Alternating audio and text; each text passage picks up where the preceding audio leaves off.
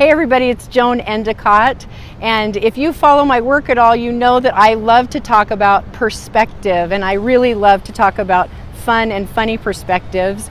There was a Sunday school teacher who was listening to the children say their prayers, and one of them started a prayer and he said, "Our Father who does art in heaven, herald is your name." And then the next one said, "And forgive us our trash as we forgive those who put trash in our baskets." And I thought, actually, that's a pretty good interpretation of that, I thought. But today what I want to talk to you about is something that's a bit more serious.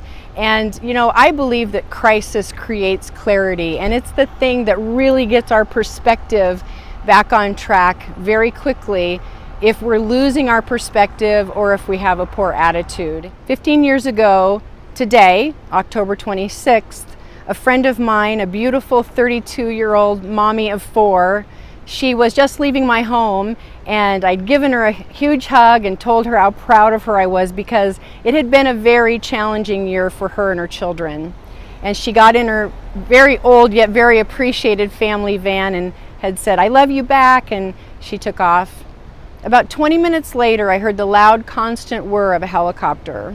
I went out on the deck and I looked over, and they were just shutting the door on a Life Flight helicopter, which was about 4 houses away from where we live on a very busy road.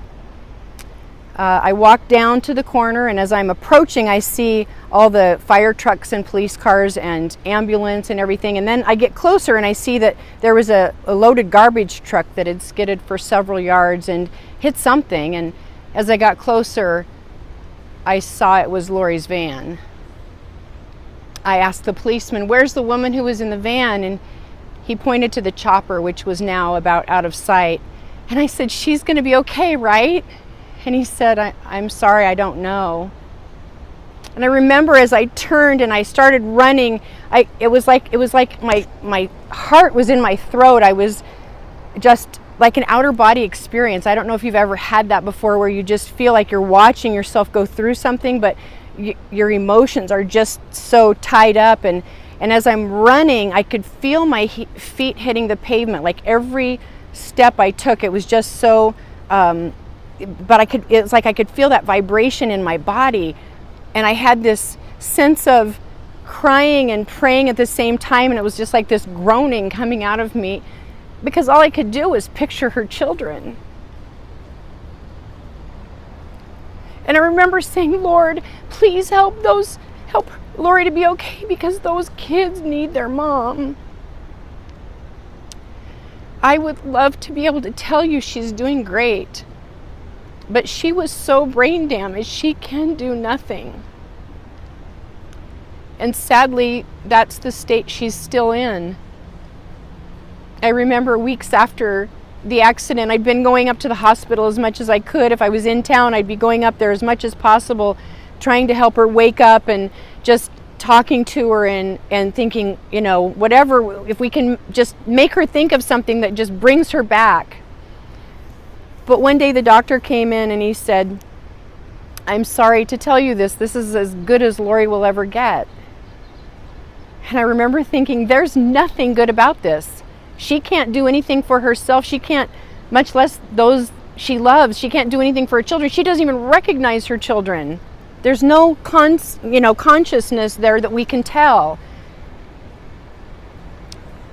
And I remember the next morning I was lying in bed thinking about all the things I had to do. I have to get up, get my kids up, get them dressed, get their breakfast made, get their lunches made, and get them off to school, and then start all this stuff for work. And I didn't want to do any of it. Frankly, I was exhausted in every way, spiritually questioning God, emotionally, mentally, physically exhausted.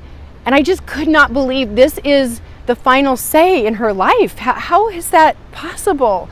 Those kids need their mom.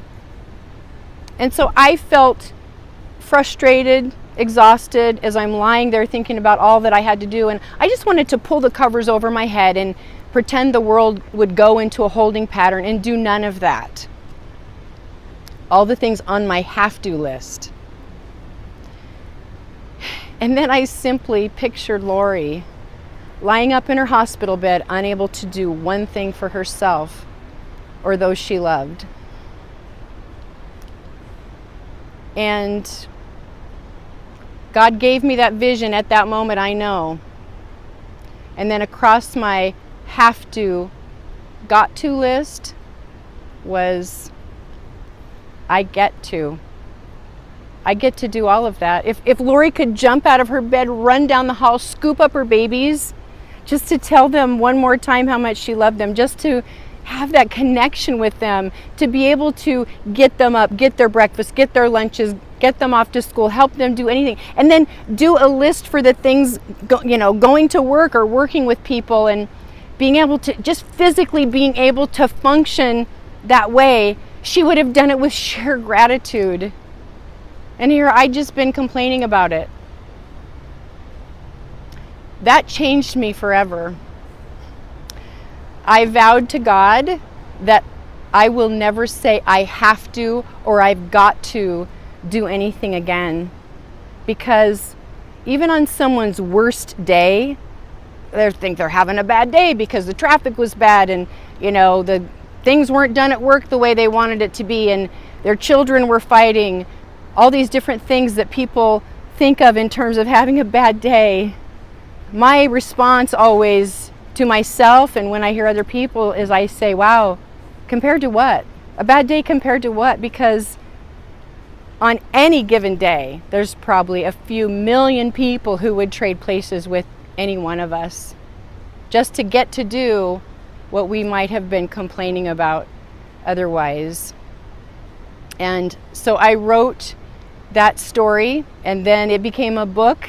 And my first book, it was a pocket-sized book, and I'm happy to say that we now have a newer, updated version of I Get To, and it says, I get to a fresh perspective that will change your life.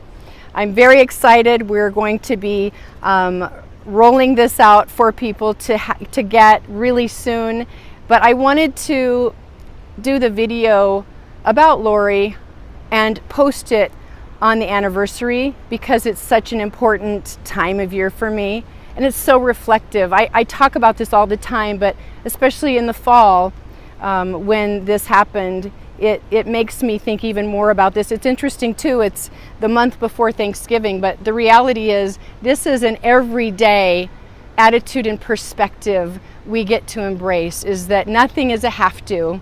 Everything is a get to. So stay tuned. I'm also blessed to say that in this edition we have many more folks who have endorsed it. Harvey McKay is one of them, and Ken Blanchard, who wrote the 1 Minute Manager, wrote the foreword for this book. So I just feel so blessed to be able to share this with folks around the globe, people that I coach in over 20 countries on 6 continents, and folks that have been at my speaking events. But I hope it serves you.